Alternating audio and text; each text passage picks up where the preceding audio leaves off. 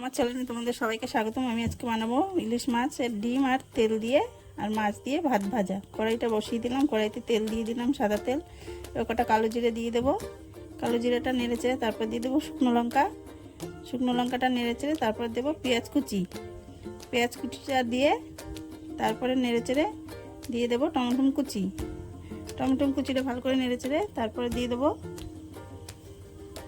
মাছের তেল আর ডিমটা দিয়ে দেবো। এবার ভালো করে নেড়ে চেড়ে তারপরে দেবো নুন আর হলুদ, হলুদ দিয়ে ভালো করে নেড়ে চেড়ে তারপরে দিয়ে দেবো মাছটা। আমি দিয়ে দেবো ইলিশ মাছের লেজটা ভেজে রেখেছিলাম আমি, সেটা এখন আমি কাটা ছাড়িয়ে নিয়েছি। এবার এটা আমি দিয়ে দেবো, দিয়ে ভালো করে নেড়ে চেড়ে ভালো করে লাল লাল করে একটু ভেজে নেব। ভেজে নেওয়ার পরে তারপরে আমি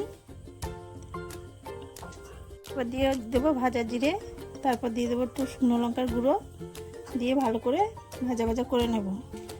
করে নেওয়ার পরে এবার দিয়ে দেবো আমি এক বাটি ভাত, ভাত দিয়ে এবার ভালো করে ভেজে নেব।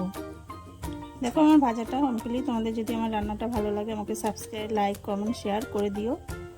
দেখো আমার কমপ্লিট একদম। এবার দেখা হবে পরের ভিডিওতে। টাটা।